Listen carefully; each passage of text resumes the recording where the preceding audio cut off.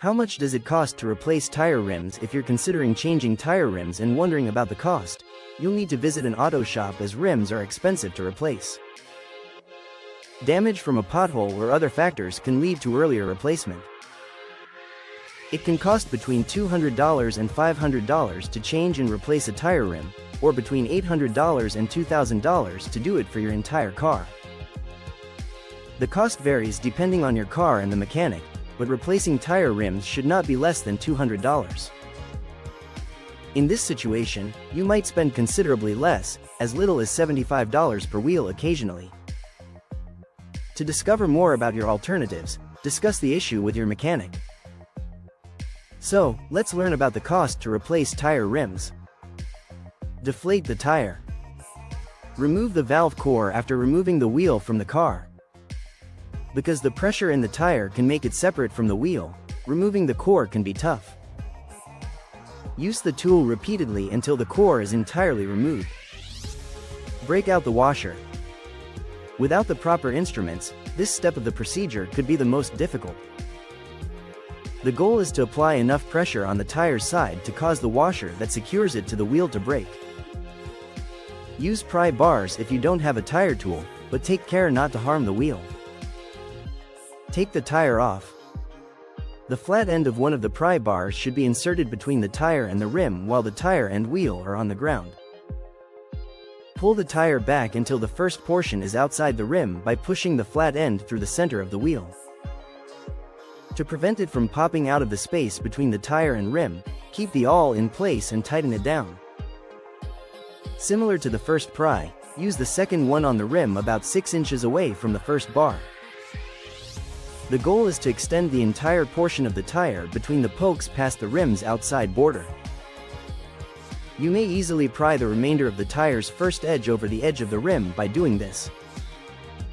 Similar to the first pry, use the second one on the rim about 6 inches away from the first bar. The goal is to extend the entire portion of the tire between the pokes past the rim's outside border. You may easily pry the remainder of the tire's first edge over the edge of the rim by doing this. Rotate the wheel and tire. The tire's edge should be behind the rim's edge. Lift the rim up until the top edge of the tire is touched by its bottom edge. Place one pry bar between the tire and the rim, just like you did with the first edge, and use the other to maneuver around the tire. What to look for when a new rims is installed?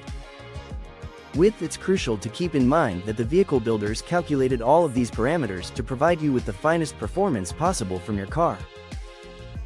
Although some individuals prefer bigger wheels for aesthetic reasons, wider tires have some severe drawbacks. First off, your vehicle's weight is dispersed across a wider region. Although that might sound wonderful, the pressure per square inch between the tire and the road actually decreases, which raises the chance of hydroplaning. Diameter. Maintain the same overall diameter of your vehicle if you don't wish to make any further adjustments. You must adjust your aspect ratio if you utilize a different overall diameter, or you run the danger of compromising your transmission. Lower profile tires can be chosen if you're getting new tires along with your new rims, which is typically the case, in order to keep the same overall diameter. However, low profile tires have their own issues, such as increased vibration brought on by rough roads. Offset. The term offset is used to define where the mounting surface is in regard to the wheel centerline. The steering wheel in particular may start to touch the chassis or other sections of the car if the offset is too negative. Offset is also crucial since it will mess with your bearings. Bolt pattern. There is more to the bolt pattern than simply counting the bolts on your wheel. Additionally, you must be aware of the spacing. Two integers, such as 5 on 5, are used to determine the bolt pattern. The first number is the number of bolts or lugs, while the second number represents the bolt circle's diameter in inches.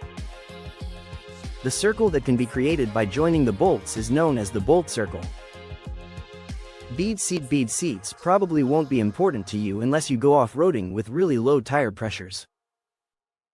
The wider and higher the bead seat, the lower the pressure that may be applied while still keeping the tire on the wheel. Wheels with beads are used by certain serious off-roaders. As a result, the tire is mechanically clamped to the rim, enabling the tire to remain attached to the wheel even if the pressure is zero. Load rating. The load rating is simple to understand.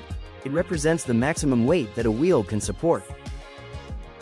A wheel may support a greater load if there are more bolts and a larger bolt circle. In contrast to a small city compact, some larger off-road cars will have numerous bolts arranged in a broad circle. The load rating will also be impacted by the type of material used to make the rim. Backspacing and offset are identical to one another. However, backspacing also considers wheel width. It is measured from the mounting surface to the interior lip of the wheel. Similar to negative offset, backspacing is crucial to maintaining the proper distance between the inside sidewall and the rest of the car. Center bore. When employing hub-centric wheels, as well as fitting over fully floating axles and locking hubs, the center bore is a crucial component. If you find this video helpful, please like and subscribe. Thanks for watching. See you in the next one.